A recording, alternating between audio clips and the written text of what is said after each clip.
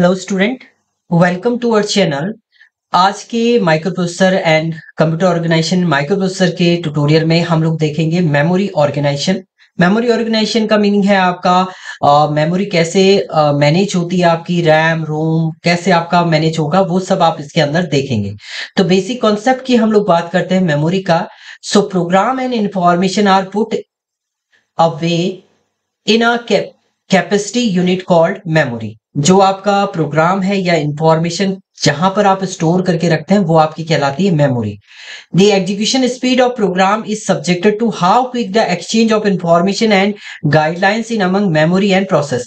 देखिए इस प्रोसेसर की स्पीड कैसे आपकी पता चलती है, वो मेमोरी से कैसे डेटा एक्सेस करा है, कितनी जल्दी प्रोसेसिंग करा है, उसके अकॉर्डिंग आपका जो स्पीड अप है वो आपका डिफाइन करता है।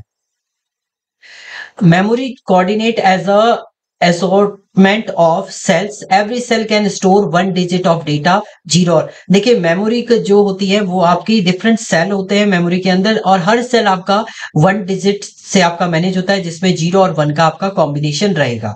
So computer memory just like human brain की तरह आपका वर्क करता है एंड स्टोर करता है आपका डेटा, इंफॉर्मेशन, इंस्ट्रक्शन। आपको कंप्यूटर के अंदर अगर स्टोर करने हैं तो वो थ्रू कंप्यूटर मेमोरी ही आप स्टोर करेंगे। ये एक डेटा स्टोर यूनिट है और डेटा स्टोरेज डिवाइस है which data is to be process and instruction require for processing are store. आपको डेटा को प्रोसेस करना है, इंस्ट्रक्शन कोई भी आपको प्रोसेसिंग करनी है, वो स्टोर आप कहां पर करेंगे, वो आप मेमोरी के अंदर स्टोर करेंगे। अब कैरेक्टरिस्टिक ऑफ मेमोरी की हम लोग बात करते हैं। It is faster computer memory as compare to secondary. देखिए कंप्यूटर मेमोरी जो होती है, इंटरनल मेमोरी भी हम लोग इसको बोलते हैं, ये फास्टेस्ट कंप्यूटर मेमोरी होती है क्योंकि आपकी इनबिल्ट रहती है सिस्टम के अंदर सेकेंडरी मेमोरी की तुलना में। ये एक सेमीकंडक्टर मेमोरी होती है जिसमें रैम है, रोम है, कैच मेमोरी है, ये सारी आपकी क्या होती हैं, एज अ सेमीकंडक्टर मेमोरी भी हम लोग इनको बोलते हैं। It is usually a volatile memory and main memory of a computer. इसको मेन मेमोरी भी आपको बोलते हैं और ये वोलेटाइल इन नेचर भी होता है। Computer system can not run without primary memory. बिना प्राइमरी मेमोरी के आपका कंप्यूटर सिस्टम वर्क नहीं कर सकता है। अब हेरार्चिकल मेमोरी ऑर्गेनाइजेशन की हम लोग बात करते हैं। तो memory hierarchy organise memory component based on their access and response time. Memory को जो डिवाइड किया गया है वो उसका एक्सेस और रिस्पॉन्स टाइम के अकॉर्डिंग आपका डिवाइड किया है। Memory hierarchy is one of the most required thing in computer memory as help optimising memory available in computer. Multiple level में आपका रिप्रेजेंट होती है मेमोरी, जिसमें आपकी कैच मेमोरी है, मेन मेमोरी है। कैच मेमोरी तो आपकी फास्टेस्ट मेमोरी होती है, उसके अलावा आपका रैम है, रोम है, ये सारी आपकी मेमोरी होती है जिसको हम लोग एक हायरार्की डिफाइन करते हैं। तो अगर हम हायरार्की की बात करते हैं तो सबसे पहला जो लेवल जीरो होता है उसमें आपका आपके सीपीयू रजिस्टर। उसके बाद कैच मेमोरी आती है आपकी जिसको हम एस रैम बोलते हैं लेवल वन पे। फिर मेन मेमोरी आती है जिसे हम डी रैम बोलते हैं लेवल टू पे। इसके बाद मैग्नेटिक डिस्क, आपका डिस्क स्टोरेज, ये लेवल थ्री पे है। आप ऑप्टिकल डिस्क है, लेवल फोर है। मैग्नेटिक टेप है आपका लेवल फोर पे है। ये आपके क्या होते हैं, ये सेकेंडरी स्टोरेज है। तो increase in cost per bit, इनकी जो है ये इंक्रीजिंग है, और ये आपका है increase in capacity and access time. Access time जो है इंक्रीजिंग आपका इस वे में होता है आपका। सीपीयू रजिस्टर क्या होता है, small high speed memory unit location है सीपीयू।